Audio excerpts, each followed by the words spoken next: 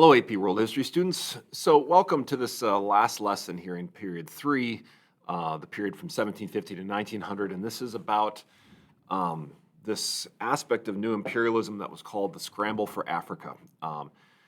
And it's in certain ways, it's kind of the most dramatic aspect of that particular story. It's compelling in largely kind of disturbing ways. So, we're going to just walk us through what happened here.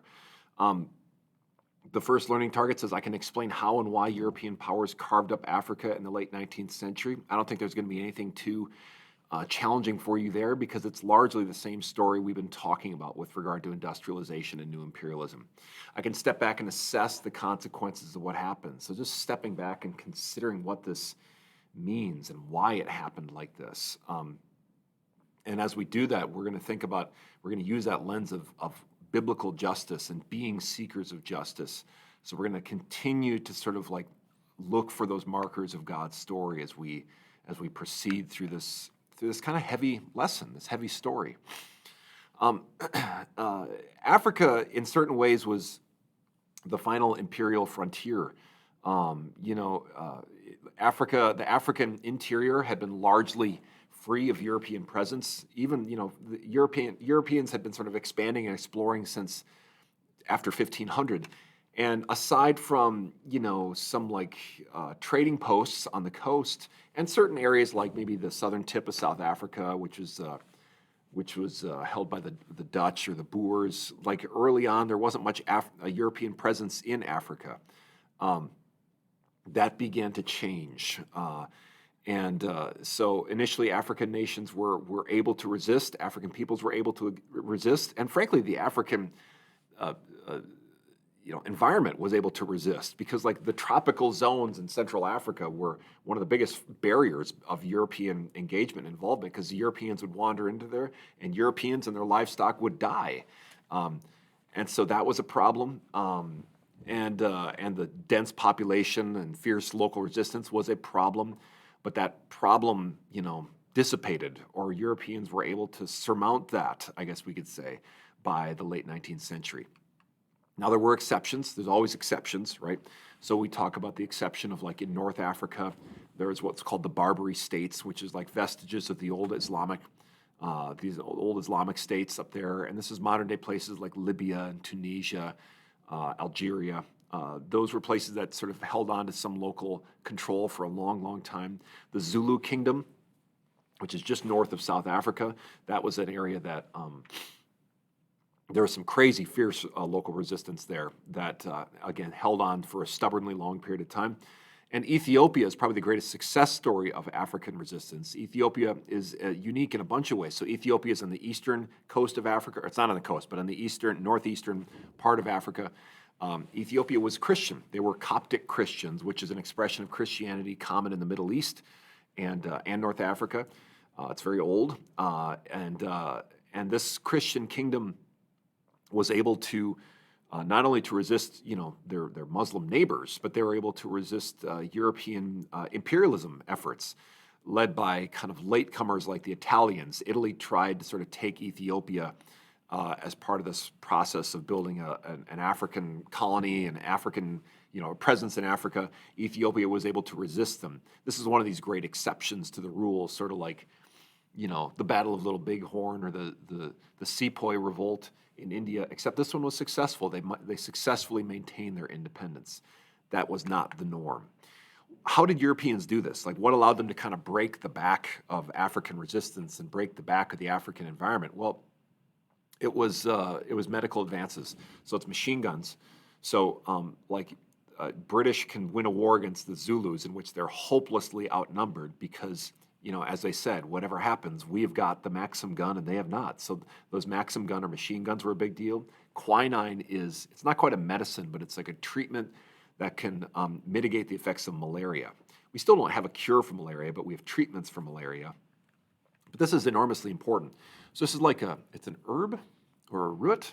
Forgive me, I don't know exactly what it is, but I know it's very bitter tasting. You grind it up, and the British figured out this way to consume it where they would take it, put it in this bubbly tonic water, put some lime in it and gin, and make what's called a gin and tonic, and that was useful to them. I suppose the alcohol had some use, but like certainly you drink it regularly because the quinine in it will mitigate the effects of malaria. That will allow Europeans to be able to move into the African interior without dying in droves. And so once that can take place, then we see this phenomenon that happens in a span of 35 years or so called the Scramble for Africa. The Scramble for Africa sort of kicks off around sometime after 1880, when now the technology exists to facilitate it. And within 35 years or so, Europeans control the vast bulk of Africa, and local control is, for small exceptions to the rule, Liberia, which is there's a whole long story there. This is like the United States helps establish Liberia as a sort of this pipe dream cockamamie scenario in which maybe former slaves for the United States will want to go back to Africa. It's not really. It's not going to be a success story. Let's put it that way, because black slaves in the United States are like, we don't want to do that. Anyway, and then Ethiopia, of course.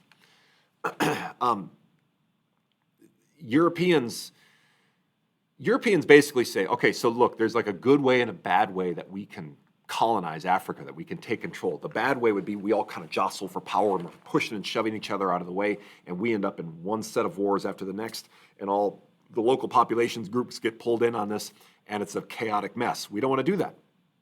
Let's do it the civilized way. And that becomes what's called the Berlin Conference. So Otto von Bismarck, as a display of his magnanimity and new potency,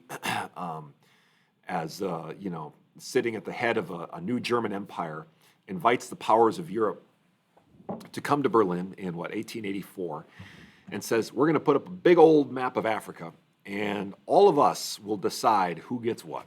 We'll divvy up Africa ourselves. Now, nobody thought to invite any Africans, which seems like an oversight, but it wasn't an oversight. It just was not something that was a perspective that was important to them in this process, right? I mean, they start off with just all kinds of high-minded guidelines about why we're doing this and the civilizing mission and benefiting them, and we're going to bring Christianity to them. Of course. Also, we're going to profit like crazy, right? We're going to be able to get the gold, the diamonds, the rubber for industry. We're going to be able to get all this stuff. They create a set of borders that are disastrous in African history, pernicious in African history. It's called arbitrary borders. Basically, they're drawn lines in this map, sometimes with regard to things like where maybe major bodies of water or geographic features are. Very rarely are they drawing these lines with regard for where different ethnic and tribal groups in Africa live at the time.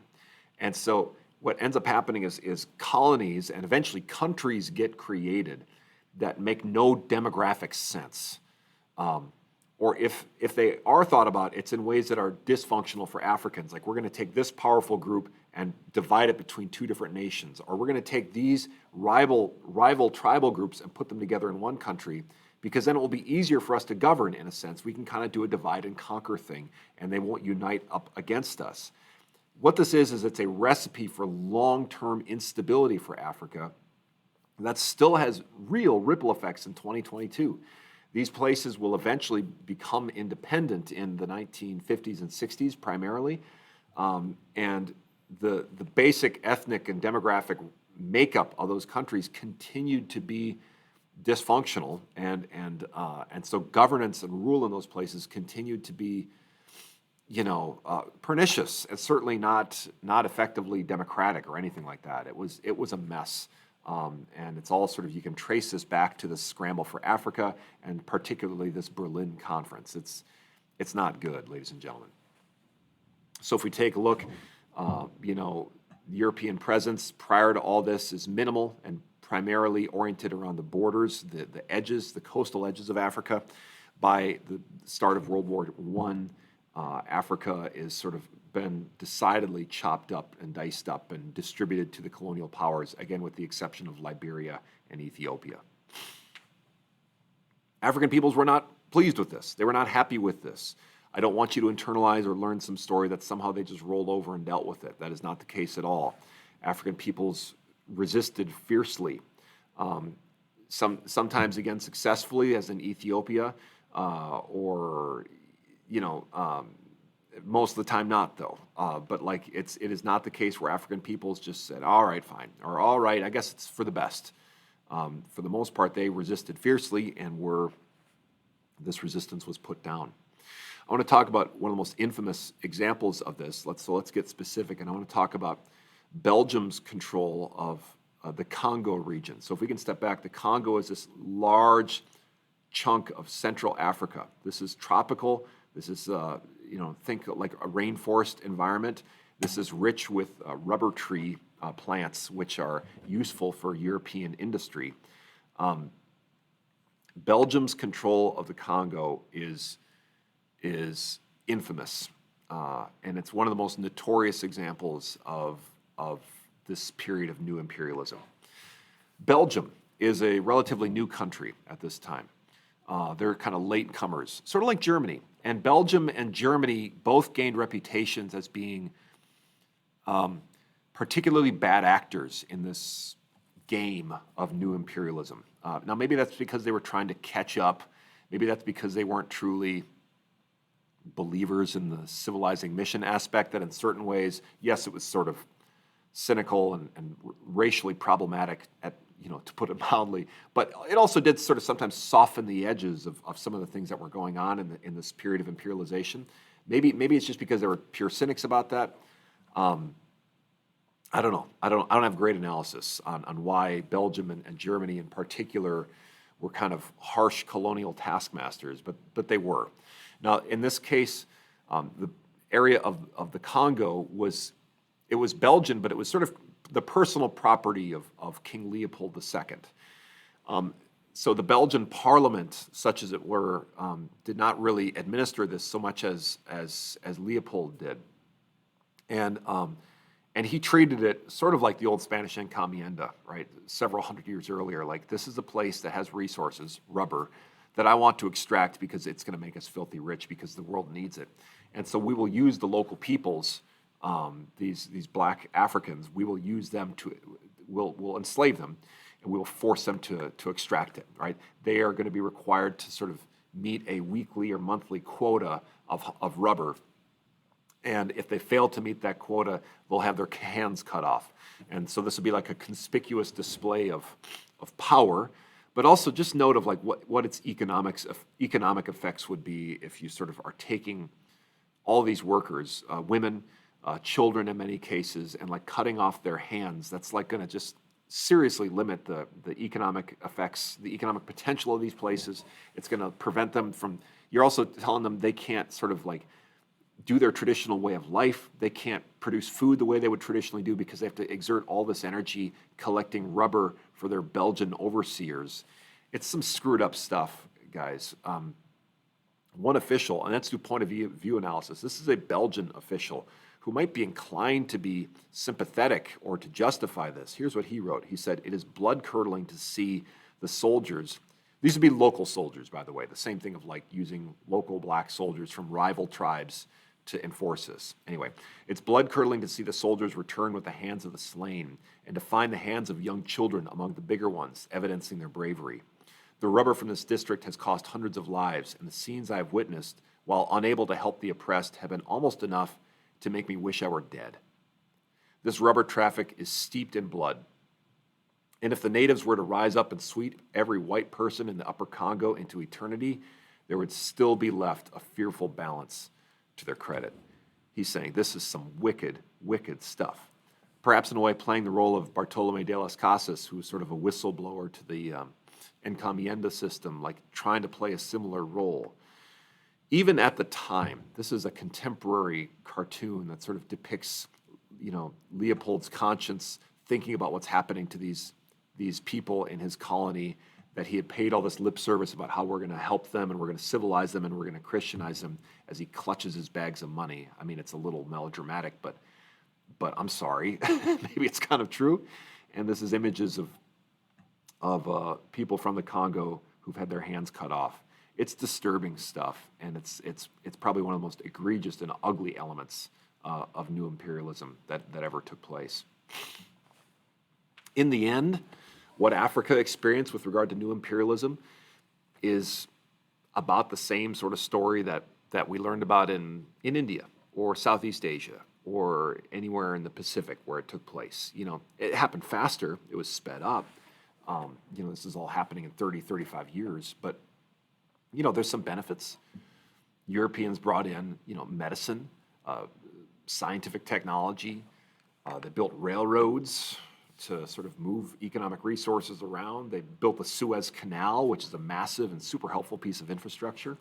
It did improve the lives of millions of people. It's like the old Mongol saying, if you lived through it, it was better off, and standards of living improved, and life expectancy improved. But it was all certainly done for the benefit, first and foremost, of the European powers. There was, the British have this thing of like the civilizing mission, or this idea, and there's this kind of condescension, or just racism, you could call it, selfishness, where it's like we're doing this for your good, but this image kind of tells the story, right? It's sort of like the wealth and resources of Africa were being extracted, and the primary beneficiaries of that were Europeans. And if we're sort of characterizing the Europeans, we're saying some colonial overseers were better than others. If you were part of a British colony, you were probably grateful for that, grateful in quotes, because South Africa is going to experience some messed up stuff. We'll look more at South Africa and their apartheid system. We will look more at that later in the next period of time, I assure you. But so I doubt you're still grateful, but you don't want to live in a Belgian colony. You didn't want to live in a German colony. It was worse. It was harsher, and the benefits were less, and the costs tended to be more frightening. So it's not a happy story, right? That's world history. In many avenues or areas, is not a happy story. We need to be seekers of justice, young men and women who have an eye for this and have a conscience that can be stirred. I hope that parts of what you learned, beyond just being gross or analytically interesting, can sort of be stirring for you in a certain way. Anyway, so the homework to start getting ready for the test is our spices chart, the Unit 6 progress check. More details to come elsewhere on that. Thank you guys for your good work with this, and take care. God bless you.